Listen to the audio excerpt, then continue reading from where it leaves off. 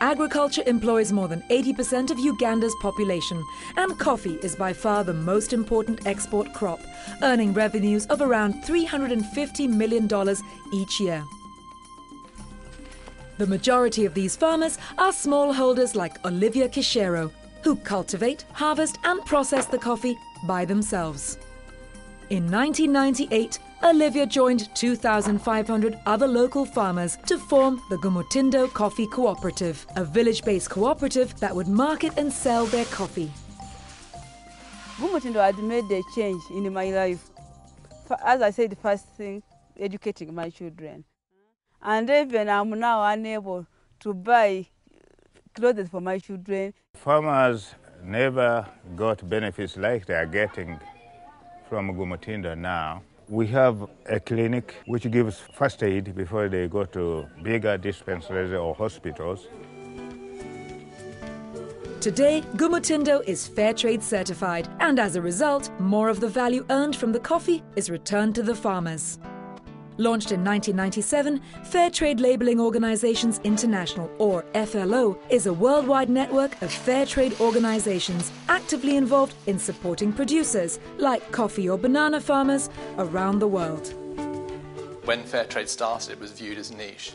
But as we're coming into the mainstream, I think we're demonstrating that companies can and indeed should be valuing the farmers and workers that are behind the products that we buy every day. It's no longer acceptable, sort of either deliberately or inadvertently, for companies to exploit the farmers and workers. FairTrade works with marginalized producers and workers in order to help them move from a position of vulnerability to security and economic self-sufficiency. The goal is to empower producers and workers as stakeholders in their own organizations. Working with farmers and companies that buy from them, FairTrade ensures that a fair price is paid for products.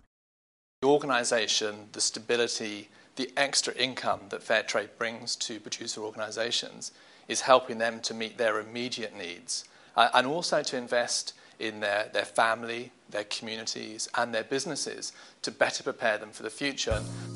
FairTrade started as a partnership between non-profit importers, retailers in the north and small-scale producers in developing countries. They saw FairTrade as an opportunity to protect their livelihoods, bypass the middlemen and directly access northern markets.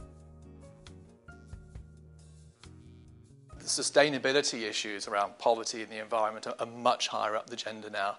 There's definitely a demand from the public, actually, that companies should be responsible to those in the supply chain.